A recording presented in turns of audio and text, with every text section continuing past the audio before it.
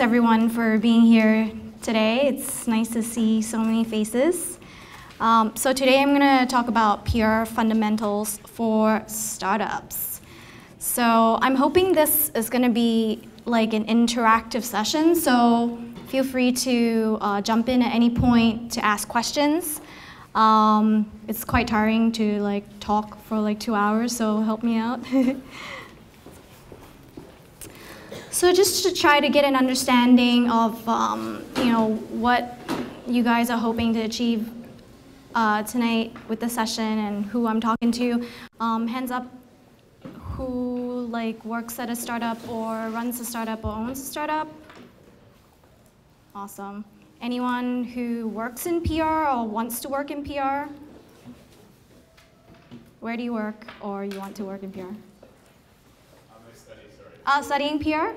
Great choice. Okay, so I'm really hoping with this session today that I can give you some lean and actionable PR strategies and tactics that you can just take away and implement, and also start to learn more about the different steps so you can get a better understanding. So,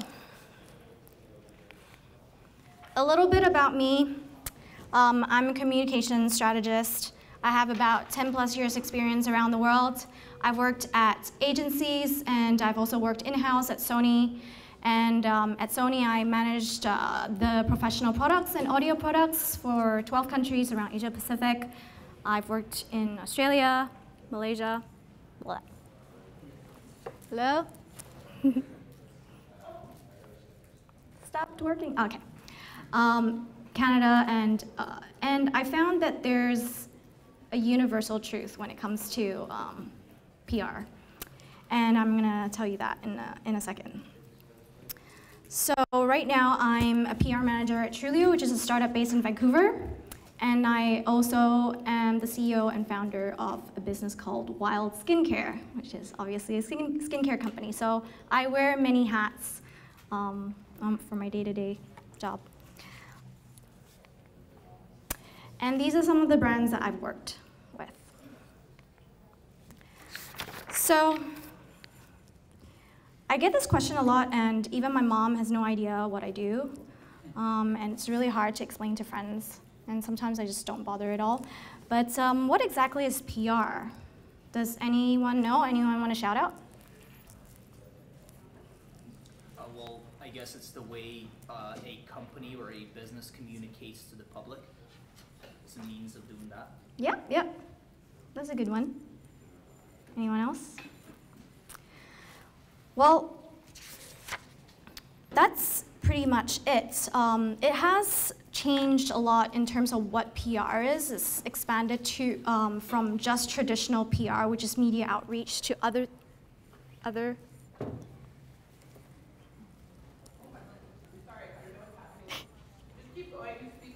things.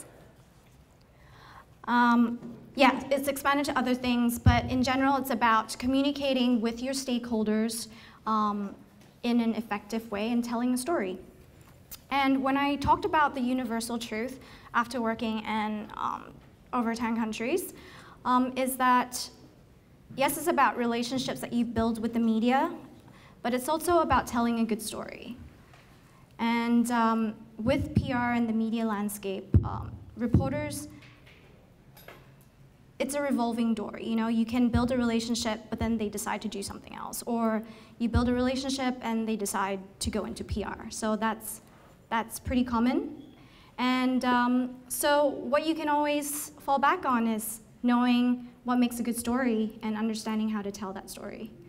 So that's the most important thing. So back to what is PR. I really like the saying, because some people ask, like, what's the difference between PR and advertising? So advertising is saying you're good, and then PR is someone else saying you're good. So for example, you know, I might say, oh, I'm amazing to you, and then she will say, oh, Joy is really amazing, so who would you trust more, right? So obviously you trust someone else saying someone is amazing or something is amazing. So that's why PR is so powerful. and advertising is becoming less credible. But at the same time, there's a role for advertising, there's a role for PR. PR is part of the bigger marketing mix. So like I said, PR is part of the marketing mix, and we call it earned media. It's about media relations, blogger relations, influencer relations, and I'll touch a bit about blogger relations, influencer relations later on, but a lot of it, I'll talk about media relations. So in order for PR to be really successful, I find that companies need to, and PR people need to work very closely together and be aligned with the marketing team, with your social media team. And that's when PR is the most powerful, when you're aligned and be strategic about your tactics.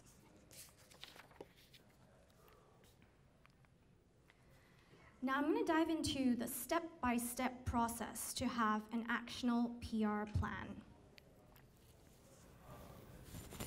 Step one is to make sure that you have your PR objectives in place, because how are you supposed to achieve your objectives if you don't know what you're aiming for? So that's the most important thing. Wanting just PR coverage is not good enough. So I have clients come to me and say, hey Joy, I want PR coverage.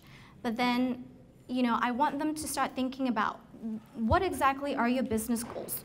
Because PR goals and business goals are two very different things. So you might have PR goals which are, oh, I want PR coverage in these publications or these media, but your business goal is different. Your business goal could be, driving sales, could be driving traffic to your website, it could be about trying to recruit talent into your company.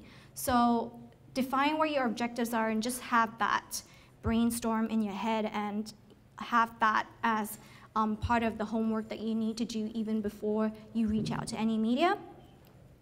And align your PR tactics to your objectives and let your objectives guide you all the time, and make sure you don't waste resources, especially when you're a growing company or you're a new company. It's really important to be lean and also be very, very focused on your objectives so that you're not wasting time and resources. And the other thing that's important is to make your results measurable, so that you know exactly what success looks like to you. So look at like your Google Analytics. How are you getting traffic to your website from your PR outreach? Are you having more sales or inquiries via email? Something that's measurable. It can be quality or quantitative or qualitative, but it's important to be measurable as well.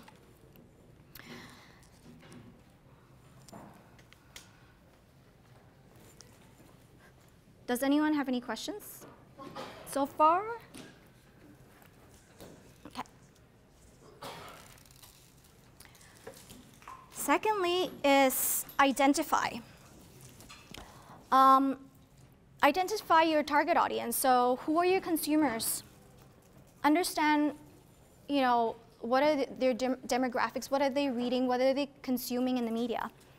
And then from there, you can look at what platforms you're going to leverage as your vehicle to tell your story. So that's your influencer, your blogger, or your reporter. An easy way is read up on what is being written about your competitors already, so that you know that reporter would be interested in your story because they've already written about another company that's similar to what you do. So that's a way of doing your research as well. And for each publication, sometimes you have a reporter that covers, a variety of things, but then there are reporters also who cover specific beat and focus. And then there are publications that are focused to your industry. So be really, really targeted. So it's about relationships. So it's quality over quantity. So I would say to start off with, don't build this massive media list and just spray and pray approach. Maybe have a handful of really, really focused people you want to build a relationship with, and then have let that be an ongoing relationship throughout the entire life cycle of your business. Make them your friend and build that relationship. So, it's okay. And then step 3. This is still the homework part. You haven't really reached out yet. So establish your key messages and your unique propositions. And then also let these points guide you throughout your communications. So any kind of external communications you have, you'll always refer back to these key messages. And you know, these are a little bit... Check. So this is a little bit like, you know, when you're doing your business plan. I don't know if anyone has done a business plan here before, but you know, it's your value proposition. What is unique about your company? How are you different from your competitors? And what is your mission statement, which is, what is the reason for your existence? You know, so these are the key messages that you can kind of draft and then have that guide you in all your communications. Remember, people don't buy beds, they buy a good night's sleep. That means in your key messages and communications, you know, try not to talk about the features, the specs, you know, it's so great because of this X, Y, Z, but like talk about how it's making a difference in somebody's life and how is it solving a problem.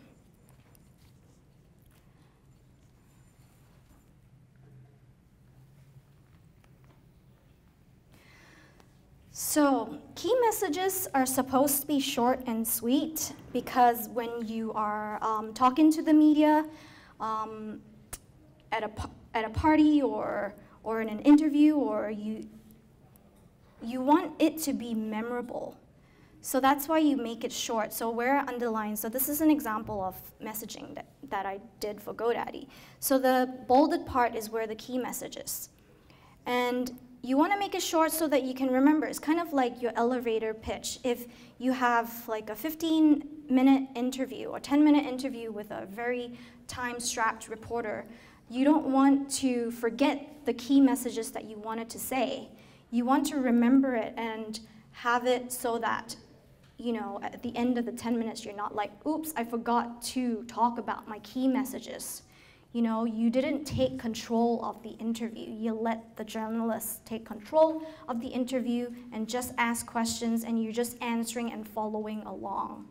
So it's great to give insights, but also remember what you want to say as well. So for this example, it says what GoDaddy is, but it doesn't really say anything about specs and features. It's more about, like what I was talking about, who is the target audience? So this is small business, right? And it's very, like, in simple language. It's not anything very fancy. And then you can also include some proof points, because when you tell somebody something, like, we're the best, but then you need to back it up with why you're saying you're the best. It could be we have that many X number of customers, we're in that many countries. So those kind of proof points that back up your key messages. So it's not enough to just have key messages, because then that'll be like empty talk. So this is another example of how you can do it. So GoDaddy is about empowering entrepreneurs to start a business venture. So it's not about, oh, GoDaddy, we build websites, and you know, it uses these tools to build websites. Like, it's a bit boring. So it's more about how you can make a difference in somebody's life.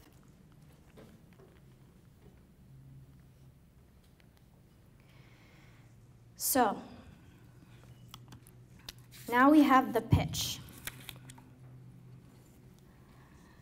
In the pitch, you want to bring your story to life, and you want to talk about the who, when, where, how, and why. And this is really challenging because your pitch needs to be short too, because the reporter doesn't really have much time to read through your entire email, and I'm pretty sure not many reporters read the entire email if it's really, really long. So you need to keep it short, but also have the pertinent information. So in regards to who are you and who's your target audience? So when you start a pitch, you can introduce yourself, and reporters like to hear from founders, and they love to hear about stories about passionate founders doing amazing things. So introduce yourself. And next, in your pitch, identify what the industry issue is. What is the macro problem? What is trending right now? It could be societal trend, it could be a cultural trend. Paint the story for the reporter. Make it interesting. You're telling a story, right? How does the product solve a problem or issue? This is where you can bring in your brand story.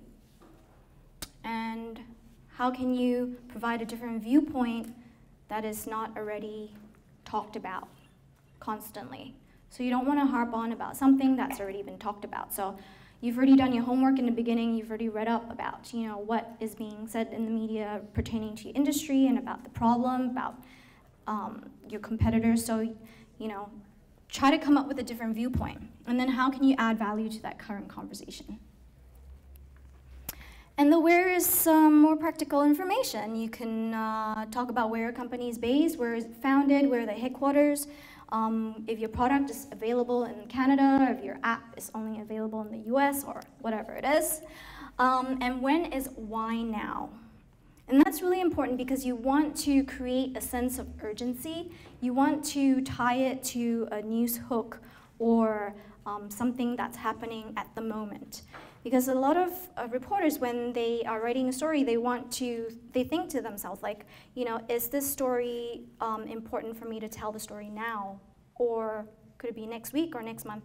So, tie it to a critical time element to create that sense of urgency.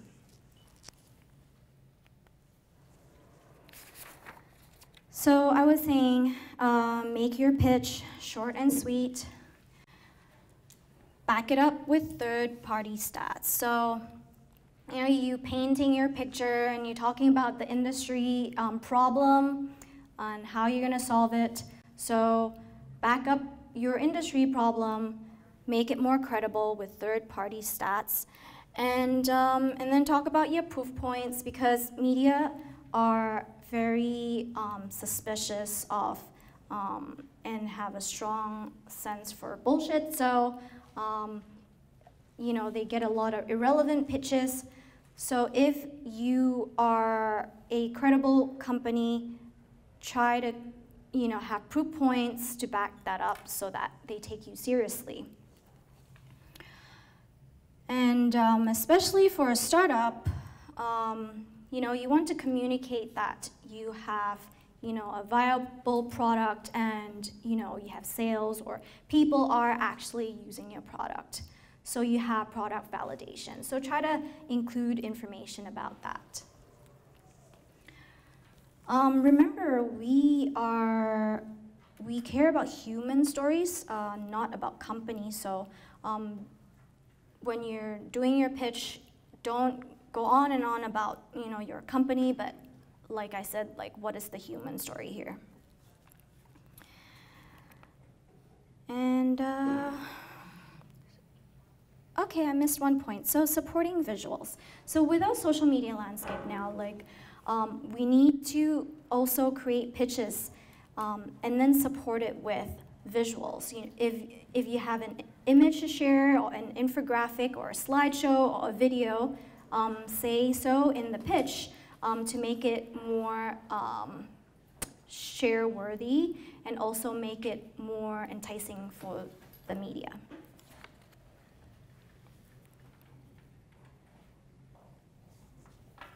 Does anyone have any questions so far? Yeah. How do you find the contact information for media? Because their emails aren't readily available. Yeah, so for that, most of the time, if you look under the publication's contact information, they might have it. If not, you go to the About section. So sometimes they have that too, where they talk about the team. So under About, they'll have the team, and then there will be a biography about the team, and then you'll have like contact information for whoever they're talking about. Or, like I said, is under the contact information. If none of those work, you can try looking up the reporter on their Twitter profile, and there's usually, well, not usually, sometimes they include their contact there. So you'll find that there. If not, usually I have like very good investigative skills, and I like Google the heck out of it, and I always almost find it. But if not, there are also tools that you can, some are free, I think, and some you need to pay, but I have a bunch of tools that I'll share later on how to find contacts. But you would never send to like a generic mailbox, like an info at? Yeah, so most often you would send directly to that particular reporter who's looking after that beat. You've already identified the reporter, so you want to reach out to that particular reporter. Unless you say you have a relationship with the editor and he's like, you know what, for generic pitches or generic news releases, you have to send it to this address, which is like newsroom at whatever email address, then just follow, you know, the way that they want to be communicated with. Otherwise, I would reach out directly to the person that we want to reach. Yeah.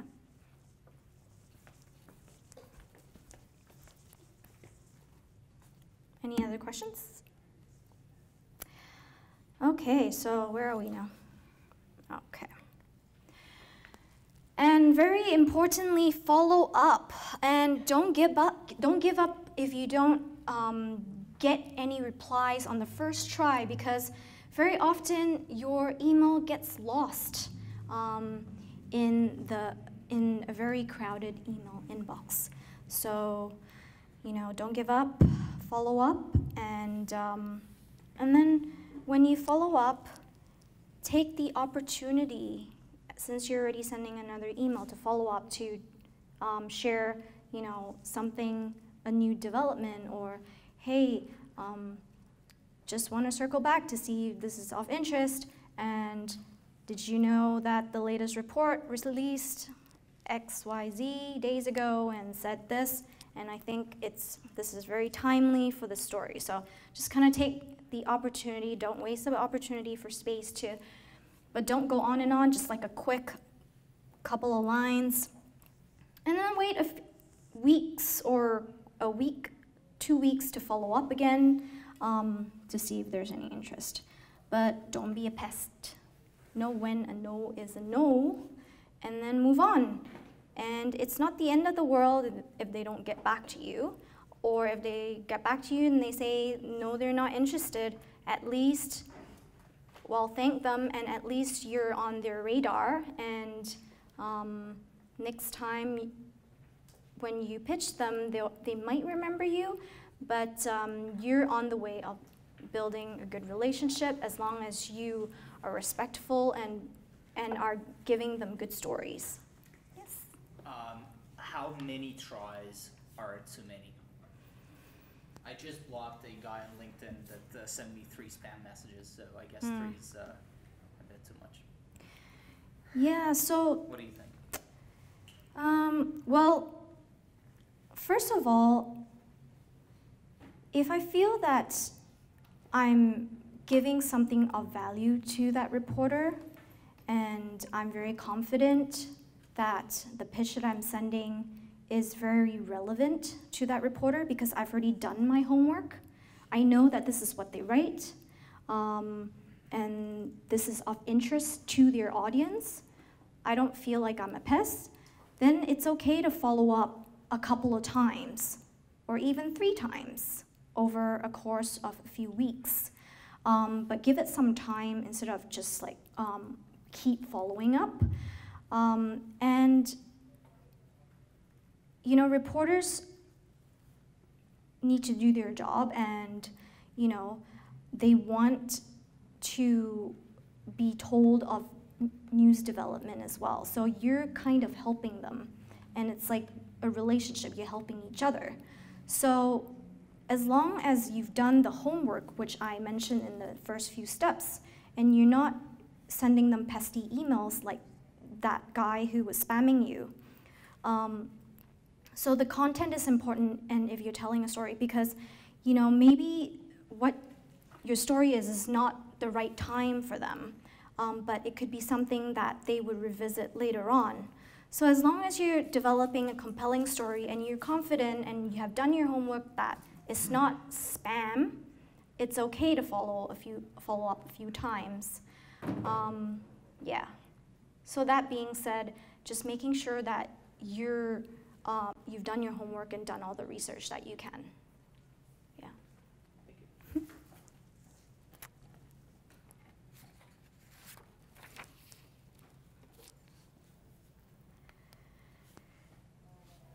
All right, so understanding the media landscape today, I just want to give you some insights on how things have changed. When I started, it was like back in 2003. I was like cutting newspaper clippings, and now everything is digital. There's so much social media, so it's changed so much since then. There's like consolidation of press, meaning there's less original articles. That means even if you're pitching, you have less of a chance to get interviewed and to tell your story, because there's less original reporting. There are fewer and larger media hubs that syndicate stories from one source. So that's a bit of a challenge. Reporters downsizing. So gone are the days of huge press conferences, media coming for nice luncheon. They don't have the time anymore. Sometimes they don't even have time to do like a phone interview. They just do ask for an email interview, and even phone calls are really short, or they don't even want an interview. So when you pitch, make sure you have everything in the pitch ready for them to go so that they can run with it. So just respect reporters' time, because they're doing the same amount of work but less people doing it. So they're highly stressed. So put themselves in their shoes, and remember that when you're pitching them, they're not the voice of your company, or they don't have to talk about your company or interview you.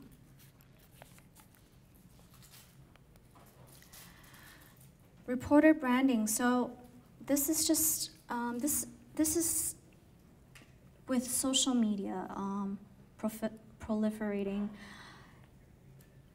Reporters are tied to KPIs where their articles are shared, how many times the articles are shared and clicked on, and therefore keeping that in mind when you're pitching, give them an idea of what your story could look like by having a compelling subject line, so that they can already envision what the story could look like, so that they need less time to think about, oh, okay, so how would the story fit into this and that. You're already providing them, an article in a box, or so to speak.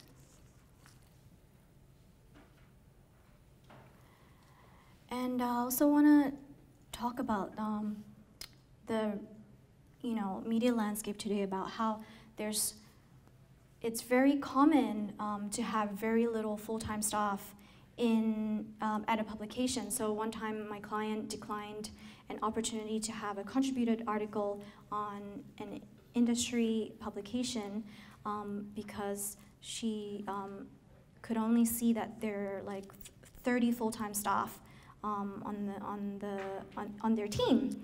And I had to explain that it's so common nowadays that they don't have so many people on their team, but instead a lot of the work is contracted out to freelancers. So when you're pitching, you can also think about, who are the freelancers to pitch to.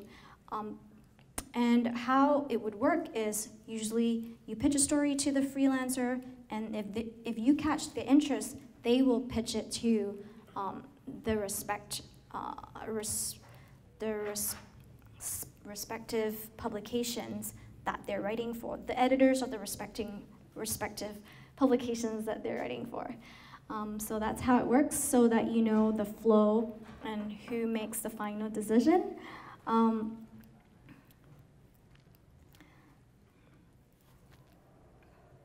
Yeah, so likes and shares fuels the type of content they go for, make it shareable for the reporter. And organic is on life support. Unfortunately, with publications fighting for advertising dollar, it's becoming, organic is becoming rare, and visibility comes at a price.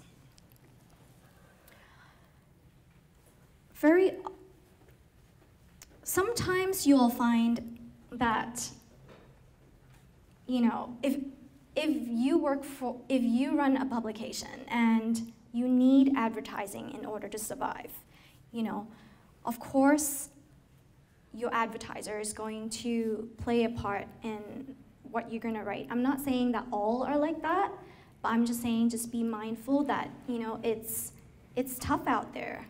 And if there's a big advertiser sponsoring or giving lots of advertising dollars, you might feel obligated to write about them instead of their competition. So just keep that in mind. But most publications should not be like that, because you shouldn't have to pay. That's not journalistic integrity. So yeah, just keep that in mind. Also with social media and user-generated content being more popular, a lot of publications are now accepting contributed articles and opinion articles, and very often a lot of these large media houses would have a lot of their traffic just from these contributed articles from experts. So this is an opportunity, but at the same time, very often they don't accept unsolicited content. So for example, TechCrunch used to have an editorial calendar where every month there's a theme, and then you can write in about that theme and then hope that it's interesting enough for them to pick it up. But now they don't have that anymore, and they only accept content from people that they have chosen to write for their publication. So just keeping that in mind. And fierce competition for attention. Reporters are consistently bombarded with irrelevant content. So, sometimes they feel frustrated and they feel stressed. So just try not to waste your time and be very targeted when you pitch. There are way more people pitching their stories than there are editorial voices. There's about like 5 to 1. So, and they see about 26,000 pitches per year. So if you don't get an answer, just imagine if you have that many emails. It's easy to be frustrated. It's easy to miss out on the email. So that's why it's so hard to break through the noise. And so every chance that you get to pitch, just make sure it's airtight.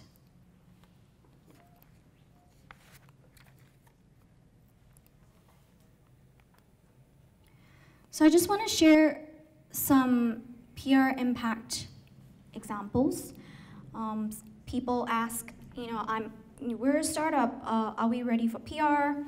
Do you think that PR is good for us? So it's really subjective, and just wanted to share some case studies of work that I did and the results so that you can kind of gauge for yourself when you think it's right. So did some work for Zaplight, a previous client of mine. They launched in early January 2016. And after we had media outreach, like on Morning Show, on the Breakfast Show, CNET, Digital Trends, they saw an immediate spike in orders. So in 48 hours, and then their SEO went through the roof. So from January until now, they're I think they're $1 million company. So, I mean, I'm not saying that for everybody, but if you have a good product, well, nobody will know about it until you tell them. And then this is comfort.to. Not sure if anybody has heard of them, but so they were my previous client. And we timed their media outreach with the Canada Day long weekend. So that's, think about timing too when you're reaching out to the media in order to maximize your results. So traffic spiked on those press hit days like Toronto Star, notable Block.to, and they generated the highest orders to date after those press coverage hit. So they were pretty happy, and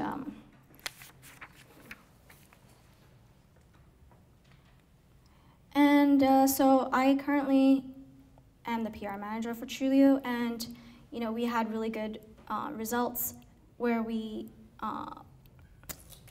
tied in basically the industry forces, external forces that is driving the trend for our solution, which is an identity verification solution that is used by banks and financial services company. So, we talked about how important it is to have anti-money laundering and know your customer checks so that your bank doesn't accidentally sign on a customer who is out to do financial fraud. So, we painted this trend. So when you're doing your pitch, try to create that element of, what is that perfect storm that is creating this desire for your solution that, absolutely need to have it. So this is about, since the financial meltdown,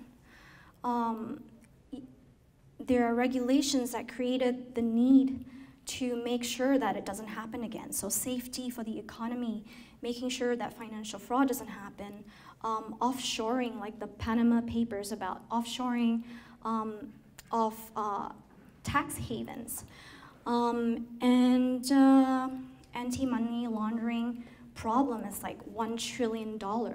So think about all of these macro issues that you can tie your story to. So this is an example of me reaching out, and then I never heard anything back for about like a month or two, and then suddenly I had a freelancer contact us back. So just having a bit of patience and just waiting for the right time for it to happen. So what is the anatomy of a good pitch? So attention-grabbing headline. Nothing too lengthy, but entices someone to find out more. So don't do clickbaits, because reporters are gonna sniff that out and then they're not gonna open your email. We're all suspicious nowadays, right? So even more so are reporters. Like I said, back it up with third-party stats. The more credible the source, the better. Do you have an expert who can talk to the media on your behalf and create another element to the story? Relevance. Always ask who cares. So you're writing this amazing pitch, but read it from an outside point of view if you can. Be impartial and ask, like, who's going to care about this? Does anyone care? Show you understand why you think the story is relevant to the reporter and the audience and that you've done your homework. And then include relevant links. And so you don't make the reporter do the runaround. Include links of all the information that you think is important and maybe helps with your proof point of what you're saying and what makes you more credible. But you don't want to clutter your email pitch, making it too lengthy, too wordy. So you can always put links so that if the reporter wants to get more information, they can easily just click on the links. And I also mentioned about creating the sense of urgency, so why now? Leveraging a timely hook. And then KISS is keep it simple and make it everyday language and avoid jargon and hyperbole. Does anyone have any questions? Okay, continuing on. Supporting visuals, I think I mentioned that, very important. Create an infographic, that tells your story in pictures, because pictures tell 1,000 words. So instead of writing on and on about your pitch, maybe you can just put a nice infographic. It's more attention grabbing, right? So be creative, and you can even be funny sometimes and add a GIF and yeah, so make your pitch interesting. And then, yeah, you can use bullets to break up your points. And so these are just the practical things, but it's very important. Everything counts. So get to the meaty bits quick. And so according to a study, reporters want the pitch to be less than 200 words. So it's kind of tough, but when you're writing the pitch, just keep working it and working and working it. Make sure it's perfect. And then just make sure you have no grammar mistakes or spellings, because that's gonna kill your credibility immediately. So yeah, get to your main point quick and put the most important information first. So you can start with your painting the story, which is the industry problem, but don't go on and on, just get to your point quick.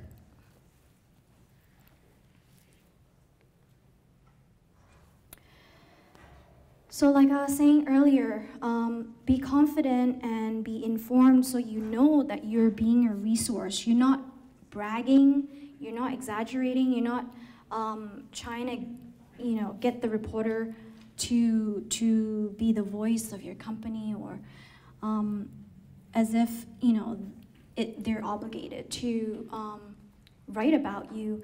And you'd be surprised that a lot of people feel that reporters are obligated. So, the tone that you use in your pitch is really important. Be really humble. Be flexible and have more than one idea and angle in your pocket. Because if you get a no, then you can pitch something else. Be concise. Too much or too little information is useless. And be respectful. I already mentioned that. Be informed. Do your homework. Be patient, because PR is a marathon, not a sprint. And be genuine, tell your story, impress, but don't exaggerate facts. So be professional all the time. So for an example, one time a client of mine, they sent out a press release saying that they hope to work with Melinda and Bill Gates Foundation.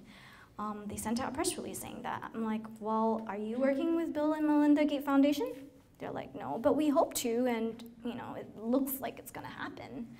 And then when it didn't happen, you look very unprofessional and you look not credible at all. So even if you're a startup, don't act like you don't know what you're doing and you don't have your shit together.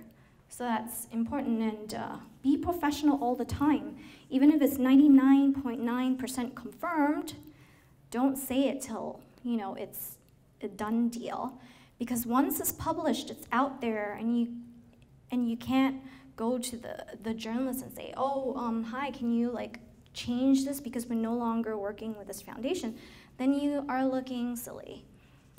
And so from right out of the gate as a startup, you want to build a good relationship, you want to seem credible, you don't want to sully that relationship from the get-go, and you might not be able to salvage that relationship. And next time you want to talk about the company, your company, the reporter's not even going to listen to you. So be action-oriented in your pitch. So that means, you know, have a call to action or offer an interview, and you know, ask them to let you know if you're interested, and you know, or let them know what is on the table. If you are offering an interview with a spokesperson, make sure that that spokesperson is available. Because if they say yes, and then you say, oh, actually, that spokesperson is not available, then you look silly again. So don't do that.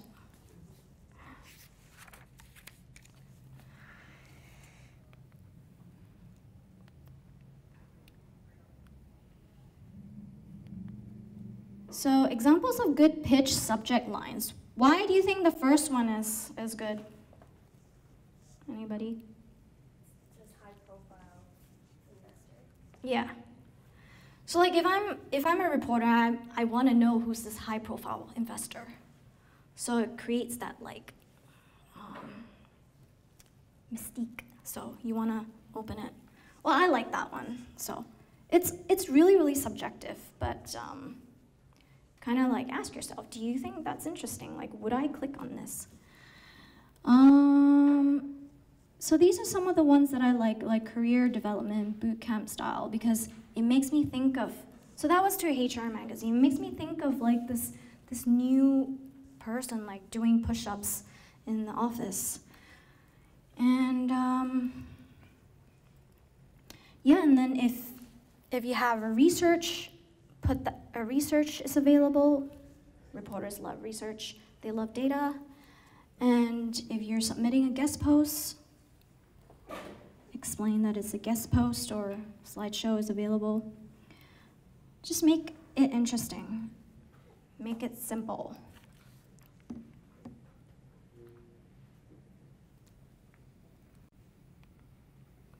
Don't do this. So this is a typical inbox for a reporter. No one's going to click on it. So don't do this either. Don't be too generic. Don't spray and pray. So when you're starting out with your pitches and reaching out to media, pick a handful like I was saying, and then just nurture that relationship. Tailor each and every single email. So if it's 10, start with 10. Creating a unique pitch for like 10 email pitch is not that hard, right? It's quality over quantity. So tailor your pitch. Don't overpromise, like I was saying, and make sure you don't make any spelling, grammar mistakes, and don't be a pest. So just remember, how parents see their child is how strangers see that child. So when I'm working with clients, they're always thinking their product is the best, which is natural, you know, they're passionate. It's the best, it's the best, it's the best. Why wouldn't anyone cover us? We don't even need to do any work. We just need to like send 2 lines and talk about our specs, and they will like reply. So if they don't reply, why, right? So just keep like a perspective. You know, it's like, think of how other people will see you versus how you'll see your own company. So, anyone have questions? Okay. So So don't do this, don't get the journal's name wrong. So, you know, this is a nightmare. Sometimes I have really bad, like I'm bad with names, so, you know, I go for so many events and then I see reporters and then I don't remember their name. It's really bad. I try not to do that. But with electronic communications, there's just no excuse, because just double, triple check your email before you send it out. So don't burn any bridges. Have your story and pitch airtight. Make sure that you look beyond what is happening right now. Think about, once you send the pitch, if the coverage comes out, is your website ready if you get like the zap light problem, like the next day or 48 hours you get like a ton of traffic? Is your website gonna go down? And do you have enough inventory if you know you have a very successful campaign? Think about all those things, because if your website goes down or you don't have enough inventory, then you're missing this massive opportunity. So if you do make a mistake, just apologize.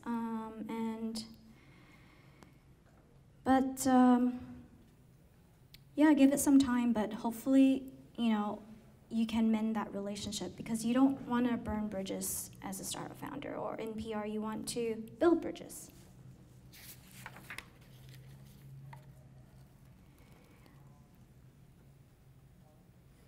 How are we going with time? Does anyone have the time? 7:04. Okay. Thank you. Okay, so tips on how to be a successful contributor. So I would say write a lot. When you're writing an article, it's not a sales pitch. So make sure that you don't talk about your company. Media, they're allergic to self-promotion, so they can sniff it from a mile away. So even if you kind of go a roundabout way to promote your own company, sometimes they're not too happy about that. So make it really about you wanting to share your viewpoint to audiences. It's okay to have a different opinion, and it's okay to be controversial. Stick to your guns. If that's what you believe in, and you are an expert at that, say it, write about it, because that's what a dialogue is. Everyone has different opinions. And a lot of publications, they love that. They want you to make an argument for your point, and that makes for a good article. Make your point clear and succinct. And it's typically about 600 to 1,000 words. And like I said, most publications, they will have an opinion section or an op-ed section where you can submit an industry perspective or an opinion article. And there's a lot of opportunities with Forbes, Entrepreneur magazine. They take a lot of contributed articles. Go to their website, read up about what their requirements are. Do they want, how are you going to pitch it to them? How do they want, the subject line to be? They may be really specific. They want you to say something on the subject line. And then, sometimes they want like a full article that is not published anywhere else. Or sometimes they just want to hear a summary of your idea, and then if they say yes, then you can go ahead and you can write the article, but doesn't mean that they're going to take it. You still need to get it reviewed again. So just go to the website and you can find out more information for most publications on how you can be a contributor.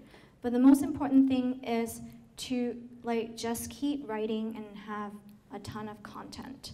Like I said, if you get turned down one time, If you get feedback, great. You normally don't get feedback just because of the number of emails that they get. Yeah, just keep trying. Anyone have questions about how to be a contributor? Anyone is a contributor to any articles? Okay.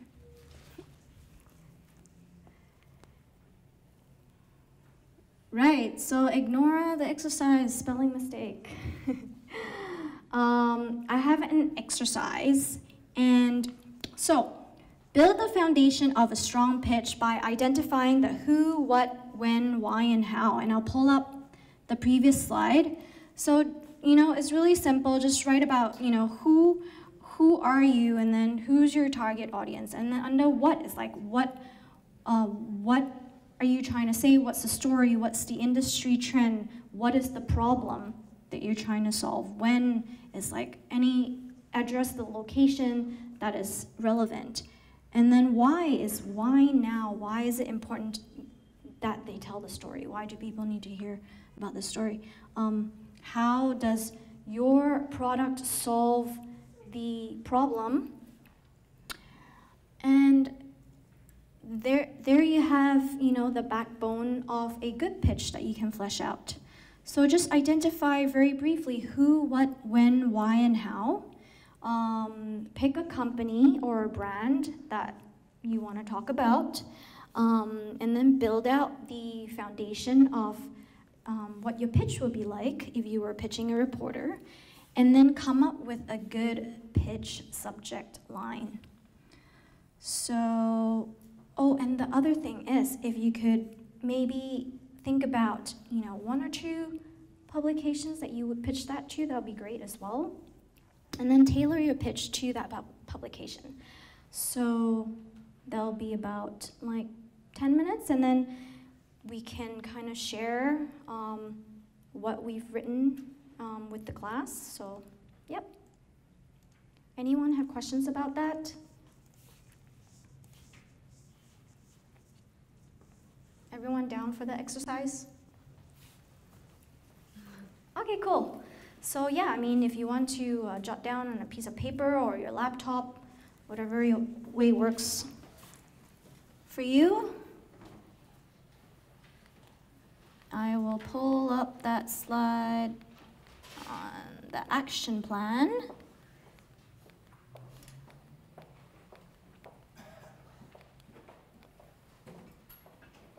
Here you go.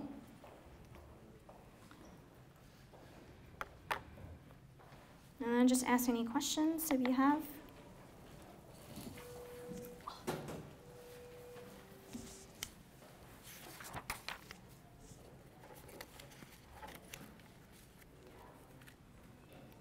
Does the exercise make sense? Yeah? It's really when, It's on top. no. So I agree to the exercise.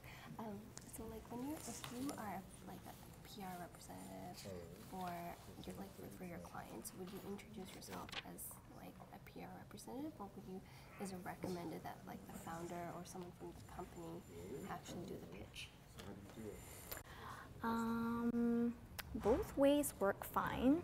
Very often, like I was saying, reporters love to hear from founders directly, and so that is one advantage of the CEO actually reaching out. Okay. But in the reality is, as companies grow bigger, the CEOs don't really have time to do the PR, and you'll have the representative do the outreach for you, and that works as well. And you're offering them an interview with the CEO or a respective spokesperson. So either way works fine. Yeah. Okay. Yeah. So if it's a smaller organization, then it's better it comes from the founder. Yeah, it is. So I've worked with a client where like I will write the pitch and I'll set everything up and then get the CEO to send out and do the emails. So, there's pros and cons. Okay. That's Yeah. good. Thank you.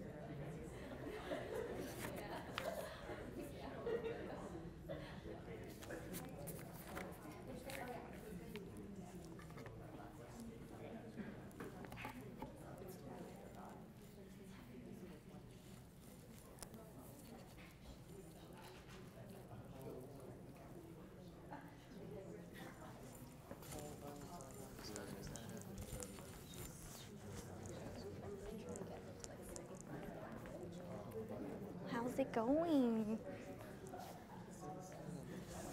Hmm? You mentioned you asked us to write a pitch, right? No, just have to say, like, if you were to write a pitch, As an example. yeah, company. so don't write the whole pitch, just write about who, in your pitch, who would you be talking about? So you write, like, so if it's your startup, then you write your name, and then who is your target audience? So then you write, say, like, millennials, or so, yeah, so for example, you know, one of my clients, client was, you know, a mobile banking fintech company, and they target millennials. They want to eliminate fees for millennials. So something like that. So think about the target audience so that you're giving the reporter a context of, you know, who is your solution for? You know, where does it fit on the market? So I just need, like, say, who is like, hi, my name is so-and-so, and this is my startup. My solution targets so-and-so. Yeah, so you don't need to develop a whole pitch. The exercise is just about having that foundation so that you've already thinking in your mind what needs to go in the pitch when you do create one. Yeah, because we can't do one today. It's going to take so long, like lots of research and refining and fine-tuning. And also you mentioned to answer the question who, to talk about the individuals, the people, not the company, right? So who will be like, so who are you? So when you're pitching to the media, you're like, I'm so-and-so and I'm the founder of blah, blah, blah, something like that. So address who you are. Okay, not just what the company does. What the company does is, Because I would have started this way. Say the smart plug company creates smart plugs for elderly. yeah. So, but you want to like paint the picture first. You want to like tell the story of, you know, what the problem is, and then you tell your brand. You know, instead of like, oh, this is my brand. You know, paint the story, and then why does this world need you in it? So then you add. So this is the industry problem, and then we're a brand, X brand, and we're here to solve the problem with this. Why is time important? Yeah. And then timing will be like, yeah, the reason why it's important for the story to be told, but you don't say that, but like, create an urgency of why the story is interesting or compelling to be told now because of these external forces. Third party. Mm-hmm. So do you have an example in mind? And I can like kind of give you some ideas? I was thinking about just a general name, smart plugs for elderly. Ah. It's a little different than the current smart plugs that is targeted everyone. Target audience is everyone. Yeah. And everybody has to use their cell phones to control them and all that.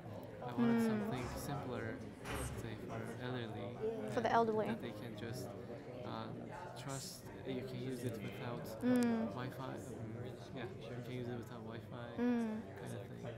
So then you could say something like, you know, hi, I'm so-and-so founder of Smart Plug. And did you know that like X amount of accidents happen?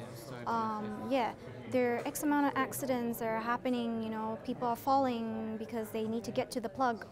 So, and statistics show that yeah. So like paint the picture, and then talk about why now. Why is your product important now? You know, aging population. In Canada, people are getting older. There's a demand for this solution because of the aging population, and old people are getting more savvy with the cell phones. All old people have cell phones or something like that. You know what I mean? Yeah. Thank you so much. No worries.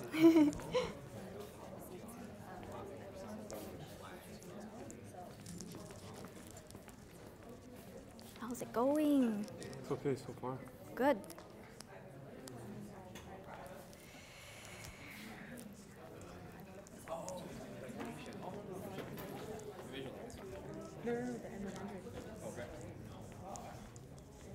How's the exercise? Hello, how's the exercise going? Yeah. All good? All good? We'll have to pick a couple of people to share what they've written in a couple of minutes.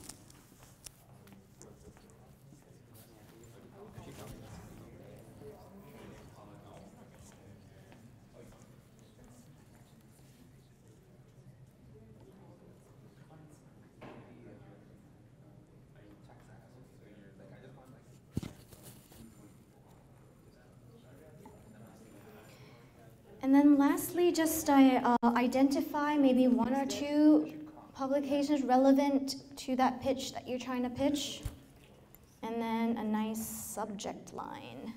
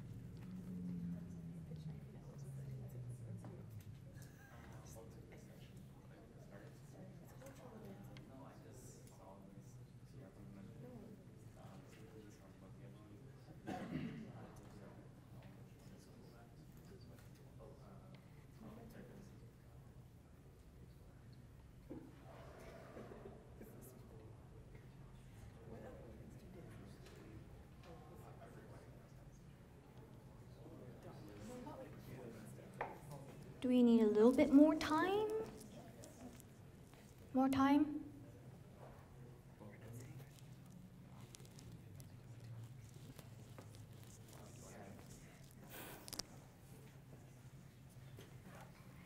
Who wants to be the first to share?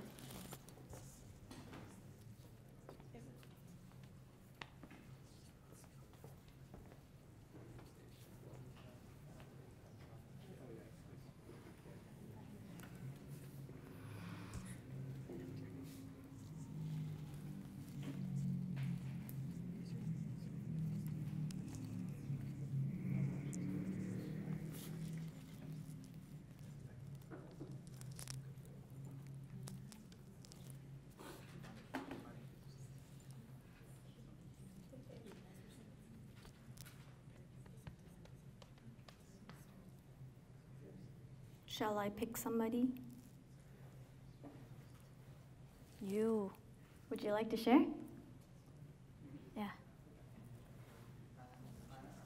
I have an idea, but What's your name? my name is Ali. Andy. Ali. Ali. A-L-I, yeah. Hi, Ali. Hi. Okay. I'm an international student and perhaps I have some problem in my speaking. I apologize. I hear you perfectly. I'm Ali, a PhD student of mechanical engineering, and recently we ran a company related to content marketing. It's far from my field of study. It's mostly related to the research methodology. We are going to publish a new software. It's a web-based software named SIMA, Scientific Information Map Analyzer. We find a gap. We are going to solve a problem for the researchers and graduate students, especially PhD students. Mostly they are going to find a gap in their research study to focus and concentrate on that subject to find new papers or articles, I don't know, for their thesis and their proposals.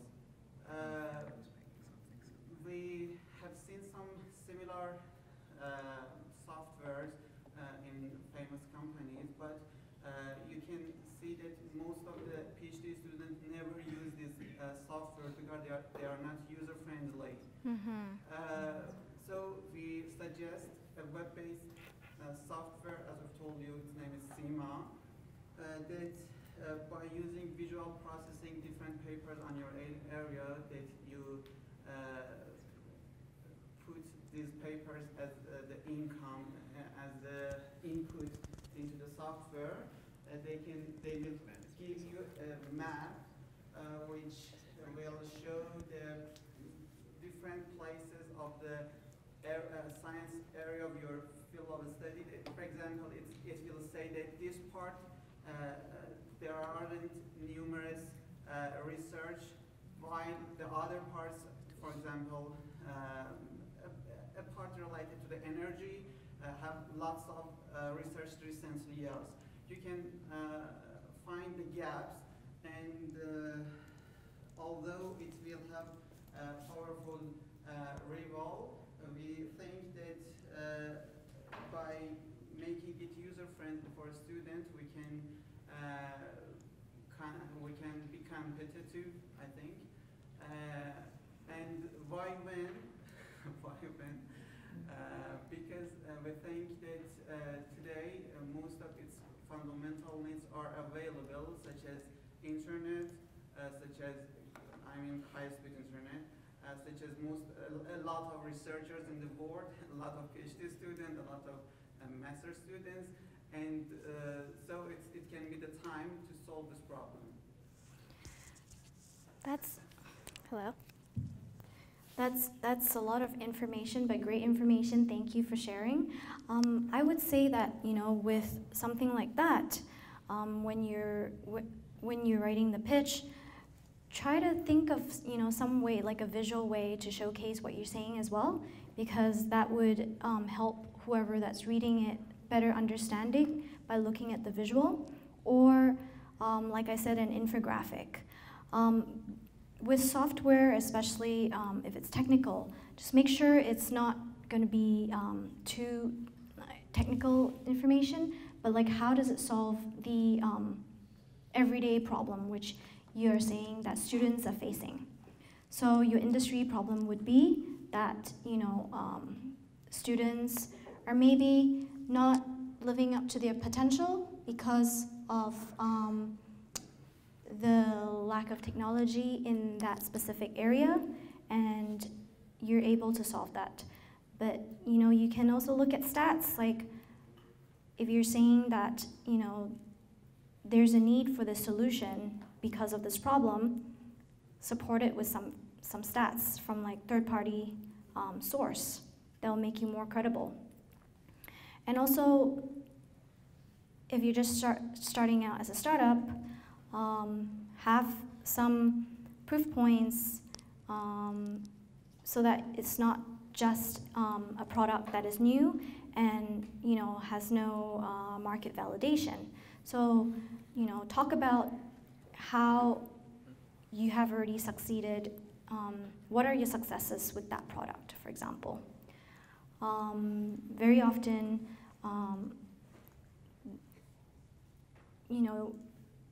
reporters want to hear about a more established or a product that's already in the market. You're right. In knowledge-based technology, we sometimes say, for example, we invent for the first time the cell phone. Okay, it's new. It can be a new startup. It can be a good idea. Sometimes we say that this is a cell phone with a new application. For example, you can turn on your TV or turn off your TV by your cell phone. So it may have a new application. Sometimes we say that it may have a new market. For example, you make a cell phone for some kids under 7 years old. And there are some new ways to show that your idea is new. It doesn't need you first. You be the first one to invent the cell phone. We know that these ideas are now in the market. Yeah. But special part of our customers and give them a new service which is more user-friendly. So our suggested value is our to be user-friendly. So yeah, like you were saying, good. It's if you say it's a good idea, you need to back it up with why it's a good idea. Are your customers thinking it's a good idea? You need to talk about proof points, like I was saying. So with products that are not already on the market, sometimes it gets covered, like Kickstarter products. If it's something interesting, they're shown in videos and how it's used in action. So yeah, so just make sure you have proof points if it's a great idea. Anyone else wants to share? How about you? Come on. No, wait, I didn't write it down. We were talking about it, so. Anybody? I saw someone working away hard. Do you have something to share? I didn't finish completely, so. You want to just share what you have? Sure. Okay. I have, it's okay. As an example, I was thinking about smart plug. I didn't choose a name, just saying smart plug. So for who I have, I have points down. I don't have it as a pen. No, that's perfect. I'm Nick. I'm the founder of Smart Plug Company. For what I have, it's a smart plug that helps elderly with problems such as forgetting to unplug things. For example, forgetting to turn off the stove. Because the population of Canada is aging constantly, a lot of accidents are happening these days when people forget to unplug electrical devices. For how I have automatic notifications as text messages and automatic shutdown of the electrical devices. Why now? Because of the rising incidents and also elderly becoming more tech savvy these days. Why would anyone care? Because it increases the safety and it's cheaper than regular smart plugs. So that's great.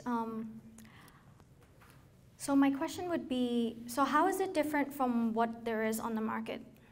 Simpler to use and lower price. So everything else is By pretty simpler to expensive? use, I mean you don't need to connect to the Wi-Fi, for example. It just sends you text messages. You can reply back with the text message and it turns off. Things like that. Great. Just finding things to keep it simple. Yep. Great. Thanks.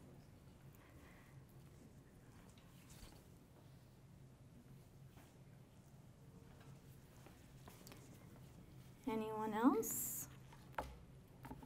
Okay, so I hope you found this exercise helpful. If you have more questions, you can always ask later on, but we're going to move on. Where were we? Okay, let's. Okay, Don Burn Burgess. And I guess, a PR presentation is not complete with some, influencer and blogger engagement ideas and plans. And this is a company that I launched in August of last year. So I just want to share a bit of my experience from reaching out as a company founder for my own brand to different bloggers. And I really found that Instagram has been an amazing platform for this particular brand. So when you're thinking about social media and influencer engagement, think about which platforms you want to be on, because you're bootstrapping, you're tight on resources and budget. You don't want to do everything. You don't want to be on Twitter and Instagram and Facebook, like all of it. Pick a few that you can do exceptionally well on. And for me, I found that Instagram has been amazing. So for example, reached out to an influencer, and each post has like 3,000 likes and over 100 comments. So that generates a lot of good conversations and exposure for the company. And every time, I reach out to an influencer and there's a positive post, we get direct results from that in terms of sales, in terms of inquiries. So, I can see immediate impact. So what can you do? Listen, listen, listen. Listen to who are your target consumers, what are they talking about, what are their problems, what language do they use, and then use a similar language. Understanding your audience inside out, and then what are their challenges. So how do you pick, who would be somebody you want to build a relationship with? For me, I want whoever that I work with or partner with, I want them to be an ambassador for my brand. I want them to love the brand and help me spread my message. And it's easier and more compelling that way rather than just me constantly saying how great my product is. So you can see building conversations, people who love the product, they love the brand, and they're saying things like they're magic, and that is really powerful versus me saying it's magic. So that's how I cultivate brand champions. I look at who on Instagram, for example, are very proactive and very receptive to working with brands, and I look at what their engagement levels are like. So don't just look at how many followers they have. Look at how many people are commenting on their post. Is there a lively conversation going on? So not just you can see some influencers who have hundreds of thousands of followers, but each post gets 50 likes or 100 likes. So the engagement is low, but they have a large following. So might not pick those. And also, you want to engage with a blogger who might have the same kind of look as your brand, so that you can kind of keep your look very cohesive. And how I was talking about how it's important, right out of the gate when you're starting a company, that you are as professional as possible. Every communication, you've done all your homework, your mission statement, your key messages. Your collaterals look fantastic. Just look as professional as possible so that you don't seem like just a mom and pop shop or, just like a local. You want to think big, dream big. So that's how I, have built my influencer program. And I chose not to take the PR route because I can already see with social media the impact that I'm getting, and perhaps later down the line, I'll throw PR in the mix as part of my marketing program. So I just want to share where I'm coming from with this, and also you can really measure your ROI versus via sharing promo codes with your bloggers. Get them to offer promo codes to their audience as well. Yep. What's the typical compensation structure for something like that on Instagram? I don't pay anything. Okay, so they only get money on a referral sale basis? They don't get any money. So yeah, so that's the thing. I want to work with people who are actually passionate about your brand, because we get so many influencers with tons of followers who contact me and say, let's work together. I'd love to promote your product. but I can tell that, they're, I don't know, maybe they want to build their following, or I'm sure all of them do, but are they really passionate about your product? Are they passionate about, say, like beauty or green beauty, that they want to genuinely share their find with their readers, and create conversation because they thrive on that conversation, they're passionate about it, versus somebody who just wants to build their following and maybe receive a sample or something like that. So yeah, I mean, if you look hard enough, you're gonna find people who are gonna work with you because they're passionate and not because they want any kind of compensation. There are people with huge following who will ask for lots of money just for one post, and then there are people with large following who don't ask for any money. But once it gets like they become like a superstar Instagram person, often they do ask for money, but that's not the right fit for my brand. I'd rather have somebody who has less following, and but still has creates a lot of engagement. Yeah. Unless you have a huge budget, then go for an influencer. But I've never gone that route, so I don't know what the ROI would be for that. Yep. How do you determine what would be sufficient engagement level? Like, is it 100 likes? Like, what would you look for to determine that? Define sufficient. Or like, what is for you?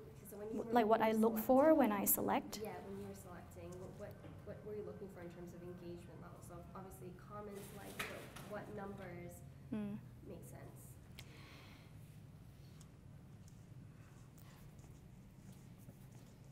Yeah, so I will look at the number of followers. So it's a combination of things. So number of followers, then I look at their posts. How much engagement are they getting? How many comments are they getting? Are they proactively engaged in the conversation with their followers as well? So for example, let's see, I don't have them on here, but I would say definitely a combination. Like I said, it doesn't have to have like hundreds and hundreds of comments, but of course that's good. But once you get the hang of it, you don't just look at the number. You look at the quality of the conversation that is going on, if that makes sense. So really look into that rather than just the number. Yeah.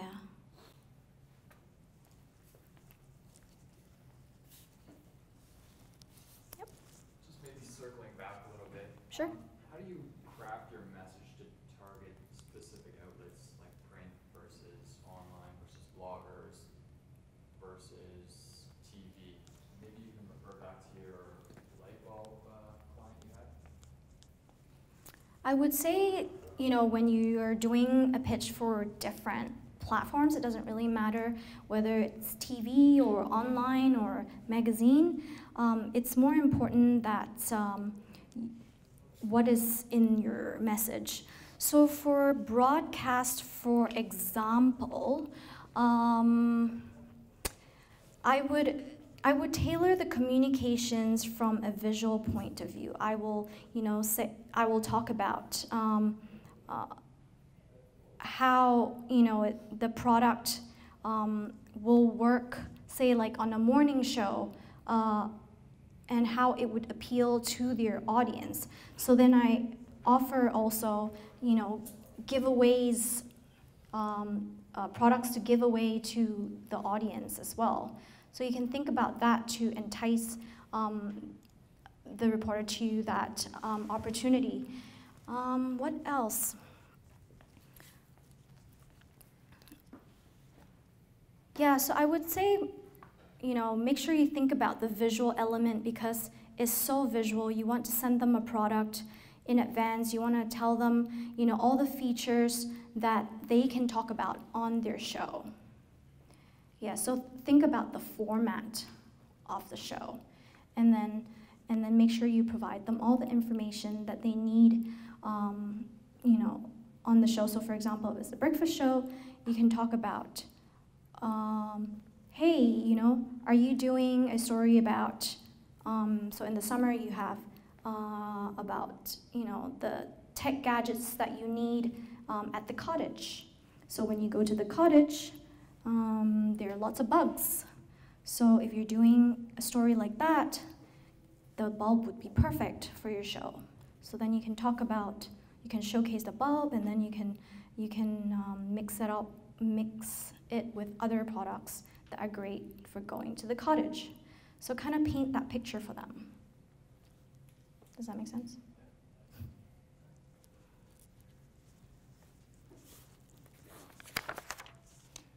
Does anyone have any more questions? Because I think I'm almost at the end. So this is my last slide. So somebody asked earlier, how can I find more information about contacts for reporters? Okay, I'll get back to that, but Haro is a good one, which is help a reporter out. So basically, if you want to start building yourself as a brand or as a writer, a contributor, this is a great way of starting to build that. You can go on to the website and you can sign up for daily news alerts, and then they'll basically it's reporters who post questions or asking about opinions about different things. For example, a reporter could be like, hey, I'm looking for somebody out there who had so this is one I responded to. Does somebody out there have a story to share about their experience of a creative way that they found a freelance job?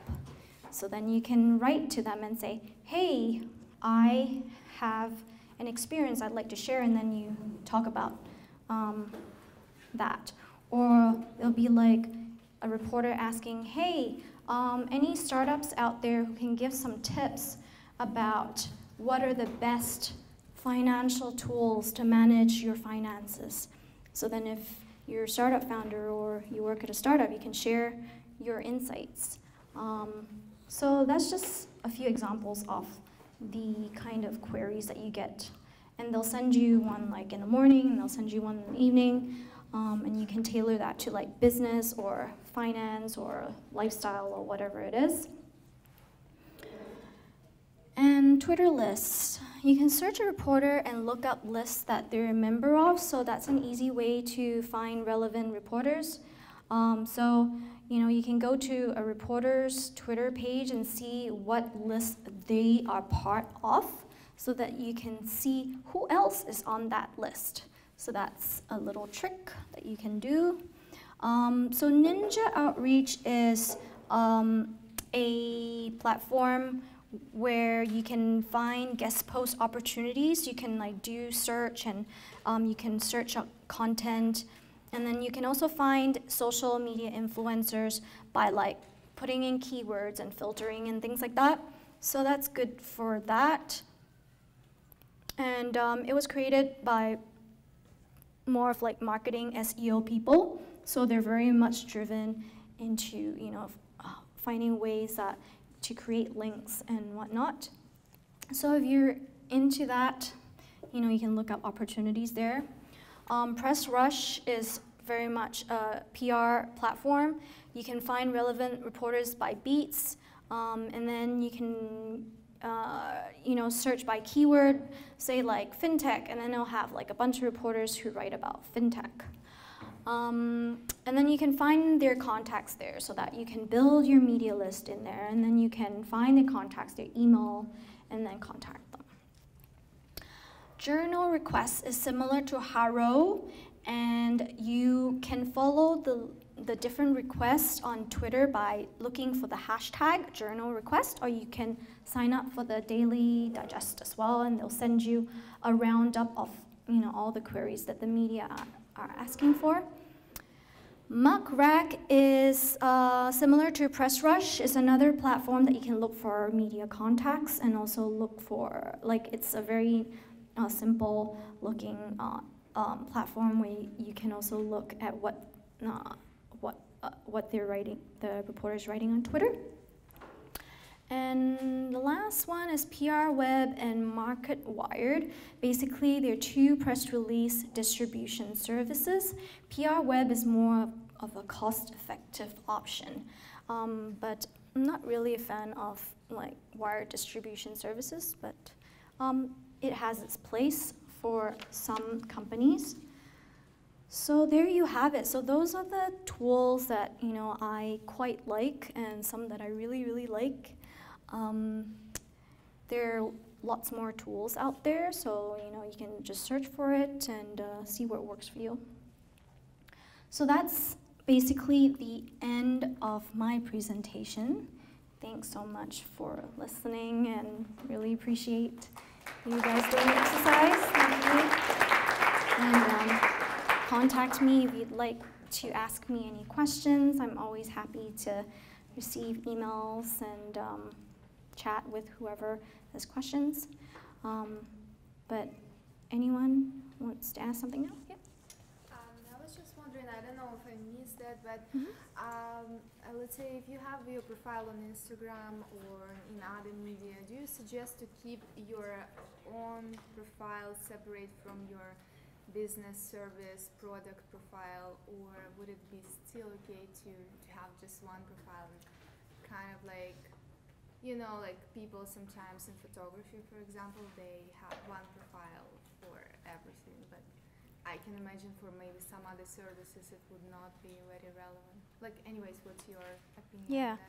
So for me, I would say, personally, I would keep mine separate because I'm not trying to build my brand. So I go back to my objectives, right? I'm not trying to build my brand. So I don't care at all about whether people follow me on my Instagram personal page or Facebook page. But I want people to follow my business page, so therefore it's separate. But then there are people who are trying to build their brand. It could be fitness instructors. Or it could be a blogger who wants to build their profile. So then they would have their personal life and their business life as one because they're selling themselves and they're selling their lifestyle. So that's when it's okay to have one. So it really depends on your objective. Does that make sense? Yeah. Yep. What were some of the things that you did when you were in school that got you to where you are right now? For me, I knew I wanted to be in PR since I was in grade 9. And then when we had to write the letter to ourselves, what do you want to be when you graduate? I was like, public relations. I didn't know what it was in those days, so many years ago. Nobody even knows what public relations is, but I just knew that I wanted to be in public relations. I just liked the idea of being in the thick of the action, being at events. And I also love to write. And so it just seemed like the perfect blend for me. So, and then when I did my internship, I loved it more, basically because I got to read the newspaper every morning and find out about what's happening in the world. And I was like, that's my job. I love it. I get to read newspapers all day and just cut clippings and write press releases. So that was great. And yeah, so it has led me to this journey today. Hope that answers your question. Yeah. So you're doing a lot of research and media outreach, and outreach in general simultaneously. I imagine that's a whole lot of emails and a whole lot of contacts that you find. How do you keep yourself organized and kind of remember, oh, I emailed this person, I should follow up this time? So would say for my personal email that I'm pretty disorganized. But for like working with my team at TrueU, we all collaborate via Asana. So it's an amazing tool that helps the team be very organized without tasks. And so we hardly use emails at all. So it's a great tool to help us keep organized with our communications and our tasks. For my business, I try to stay on top of it by having like to-do lists and also like organizing my email inbox to make sure that it's something that makes sense for my crazy life. So that's pretty much it. Yeah, to-do lists on my phone. Yeah.